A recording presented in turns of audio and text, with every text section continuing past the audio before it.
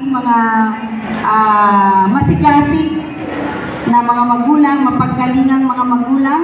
Katulad ng sinasabi ko pagka parent-teachers conference, ang presensya nyo ay isang patunay na kayo ay mapagmahal, mapagkalinga, binibigyan ng suporta. Ang gaganda ng pag-aaral tungo sa mas maayos na kinabukasan ng ating mga mag-aaral. Hindi lingid sa atin na ang matematika ay medyo mahirap, pero napapadali yan kapag may pagsasanay na ilalagay ang mga mag-aaral sa kasanayan para mas mapaunlad ang kanilang kagalingan.